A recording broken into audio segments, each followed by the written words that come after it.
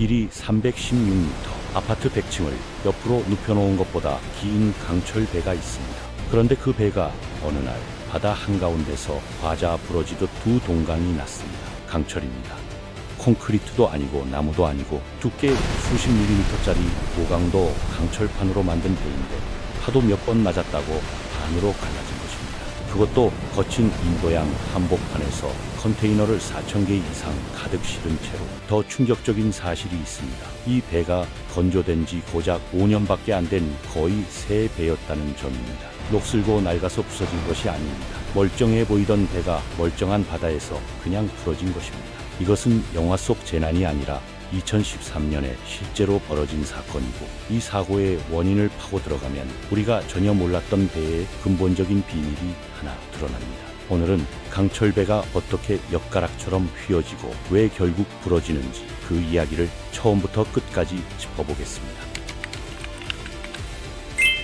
배란 무엇입니까? 대부분은 물에 뜨는 단단한 쇳덩이라고 생각합니다. 그러나 배를 옆에서 바라보면 전혀 다른 물건이 됩니다. 길이가 300m가 넘는데 높이는 고작 20에서 30m밖에 안 됩니다. 비율로 따지면 기다란 철제 막대기에 가깝습니다. 학교에서 긴 플라스틱 자를 양 끝만 잡고 가운데를 눌러본 경험이 있을 것입니다. 그러면 자가 아래로 활처럼 휘는데 배도 정확히 같은 원리로 움직입니다. 바다 위에 떠있는 300m짜리 거대한 빔, 기다란 철제 구조물이라고 생각해야 이해가 빠릅니다. 배를 하나의 긴 빔으로 보는 순간 모든 것이 설명됩니다. 위에서 누르는 힘은 배 자체의 무게와 화물 무게입니다. 아래에서 받치는 힘은 물의 부력입니다. 그런데 이 두 힘이 배 전체에 고르게 작용하지 않습니다. 엔진이 있는 곳은 무겁고 빈 탱크가 있는 곳은 가볍습니다. 파도의 꼭대기에 있는 부분은 부력이 세고 파도 골짜기에 빠진 부분은 부력이 약합니다. 이 불균형이 배를 위아래로 끊임없이 휘게 만드는 핵심 원인입니다. 여기서 등장하는 개념이 바로 호깅과 세깅입니다. 이름은 생소하지만 원리는 단순합니다. 호깅은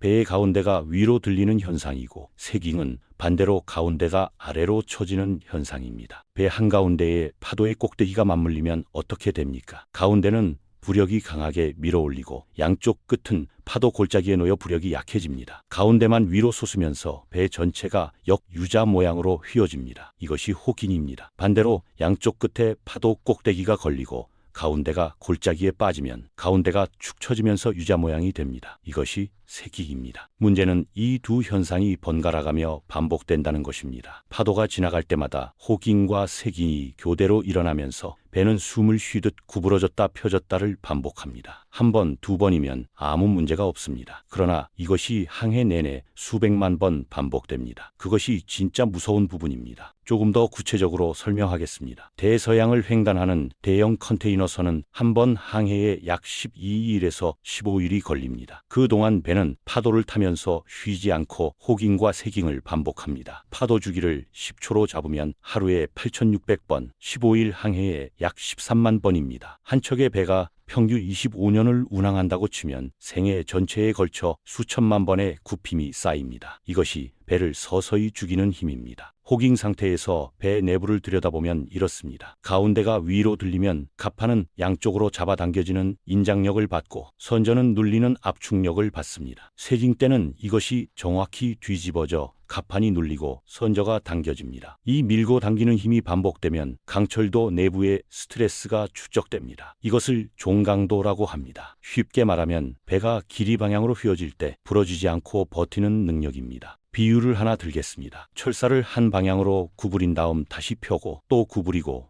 또 펴는 동작을 반복합니다. 처음에는 아무 문제가 없습니다. 그러나 이것을 수십만 번 반복하면 어느 순간 철사가 뚝 끊어집니다. 파단이 일어나는 그 순간 구부리는 힘 자체는 처음과 똑같습니다. 달라진 것은 철사 내부의 상태입니다. 눈에 보이지 않는 미세한 균열들이 쌓이고 쌓이다 임계점을 넘어선 것입니다. 배도 마찬가지입니다. 그렇다면 배는 왜 항상 가운데 부근에서 부러지는 것입니까? 이것도 단순합니다. 긴 막대를 양쪽에서 받치고 가운데에 힘을 가하면 가장 많이 휘어지는 지점은 정중앙입니다. 배도 마찬가지로 중간 부분에서 휨 모멘트가 가장 큽니다. 실제 사고 사진을 보면 거의 예외 없이 배의 중앙부에서 갈라져 있습니다. 이것은 우연이 아니라 물리법칙의 필연입니다. 선박 설계자들도 이것을 합니다. 그래서 가운데를 특별히 튼튼하게 만듭니다. 갑판과 선저 주변에 종방향 보강재를 집중 배치하고 이중 바닥 구조에 종통제라는 세로 뼈대를 촘촘하게 넣어 버티도록 설계합니다. 종통제란 배의 길이 방향으로 이어지는 뼈대를 말합니다. 마치 인체의 척추처럼 이 구조물이 배가 구부러질 때 발생하는 힘을 분산하고 흡수합니다. 이것이 없으면 훨씬 쉽게 부러집니다. 그런데 이렇게 설계를 해도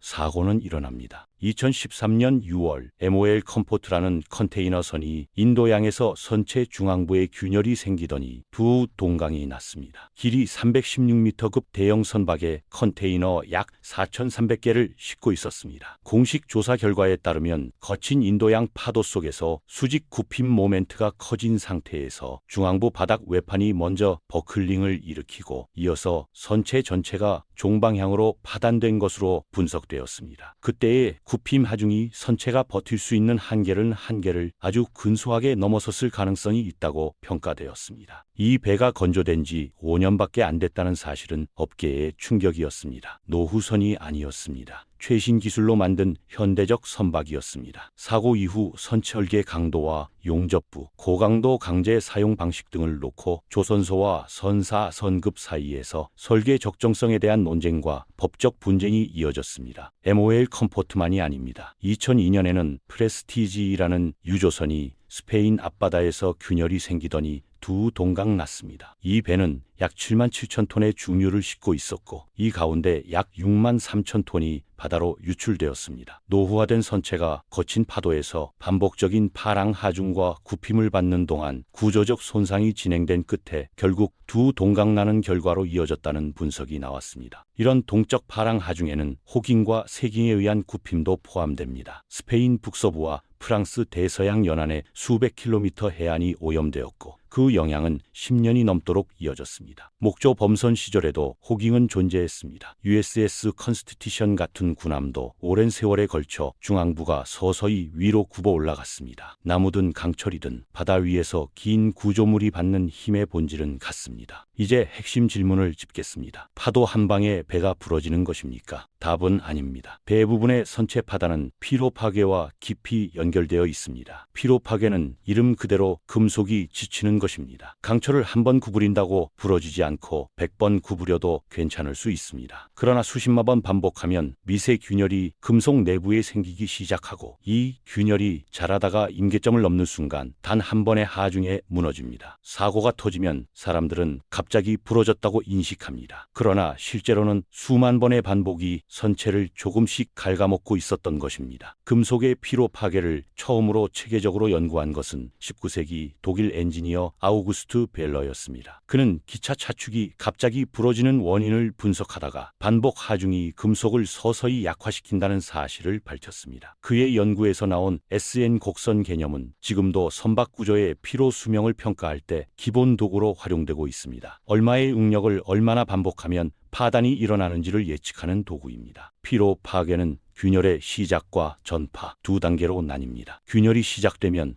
파도가 칠 때마다 균열 끝에 응력이 집중되면서 조금씩 더 벌어집니다. 균열이 어느 임계 크기를 넘으면 더 이상 큰 응력이 필요하지 않습니다. 일반 파도 한 번에도 한꺼번에 쭉 찢어집니다. 그 마지막 순간이 사람들 눈에 목격되는 사고의 순간입니다. 적재 상태도 이 문제를 크게 좌우합니다. 양쪽 끝에만 화물을 잔뜩 싣고 가운데를 비우면 호깅이 극심해지고 가운데에만 몰아싣으면 세깅이 심해집니다. 그래서 실제 운항에서는 화물을 골고루 분산해서 싣는 것이 매우 중요하고 전용 소프트웨어가 굽힘 모멘트를 실시간으로 계산해 경고를 보냅니다. 벌크선은 보통 1번에서 번까지 화물창이 있는데 홀수 칸만 채우고 짝수 칸을 비우는 패턴과 모든 칸을 균일하게 채우는 패턴에서 모멘트가 완전히 달라집니다. 잘못된 적재 패턴은 잔잔한 날에도 선체에 과도한 스트레스를 가하고 여기에 악천후까지 겹치면 설계 여유를 한순간에 소진시킬 수 있습니다. 컨테이너선의 경우 문제가 더 복잡합니다. 각 컨테이너마다 무게가 다르고 적재 위치에 따라 무게 중심이 바뀝니다. 빈 컨테이너와 가득 찬 컨테이너가 섞여 있고 냉동 컨테이너는 전력 공급 위치까지 고려해야 합니다. 이 모든 변수를 계산해 최적의 적재 순서와 위치를 결정하는 것이 화물 계획 담당자의 일입니다. 이 계산이 틀리면 배는 바다에 나가기도 전에 이미 죽음의 경로에 들어서는 것입니다. 현대공학은 이 문제에 어떻게 대응하고 있을까요? MOL 컴포트 사고 이후 해운 업계는 배영 선박의 종강도 기준을 대폭 강화했습니다. 국제해사기구와 선급협회들은 극한 호깅과 세깅 상태를 컴퓨터 시뮬레이션으로 정밀 분석하도록 요구하고 있습니다. 예전에는 경험적 공식에 의존하던 부분을 비선형 유한 요소 해석까지 동원해 배가 어디까지 버틸 수 있는지 훨씬 정확하게 예측하는 방향으로 발전했습니다. 유한 요소 해석이란 선체 전체를 수십만에서 수백만 개의 작은 요소로 분해한 다음 각 요소에 가해지는 응력을 컴퓨터로 계산하는 기법입니다. 현대 대형 선박 하나를 완전 모델로 해석하려면 막대한 연산이 필요합니다. 그만큼 배의 안전은 더 이상 경험과 직관에만 맡기지 않습니다. 요즘에는 많은 대형 선박에서 선체 상태 모니터링 시스템을 도입해 주요 부위의 응력과 가속도 등을 실시간에 가깝게 추적합니다. 초음파로 강판 두께와 피로 균열을 정밀하게 조사하고 이상 징후가 감지되면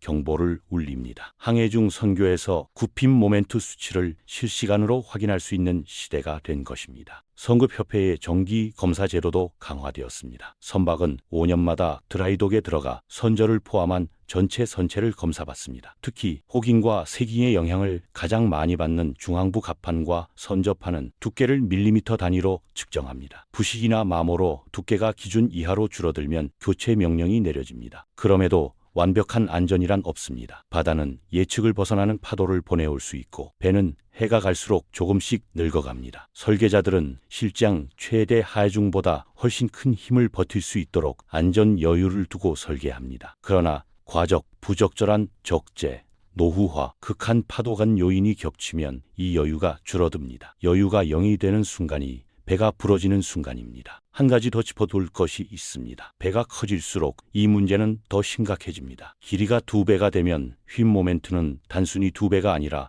훨씬 더 커집니다. 현재 운항 중인 초대형 컨테이너선은 길이 400m를 넘습니다. 이런 선박에서 호깅과 세깅이 만들어내는 힘은 상상을 초월합니다. 인류는 더 크고 더 빠른 배를 만드는 동시에 그 배를 부러뜨리려는 바다의 힘과도 끊임없이 싸우고 있습니다. 강철배가 두 동강 나는 것은 한 번의 극적인 사건이 아닙니다. 수년간의 보이지 않는 피로와 적재 하중과 파도가 만들어낸 누적의 결과입니다. 바다는 칼을 들고 덤비지 않습니다. 파도라는 보이지 않는 손으로 300m짜리 강철 거함을 매일 구부리고 펴고 다시 구부리면서 천천히 꺾어가는 것입니다. 그 힘에 맞서 배가 부러지지 않도록 지켜내는 것, 그것이 선체 구조 설계와 종강도 계산이라는 공학의 세계이고 우리가 타는 배 밑바닥에서 벌어지는 조용한 전쟁입니다. 그 전쟁은 오늘도 인도양 어딘가에서 태평양 어딘가에서 소리 없이 진행되고 있습니다.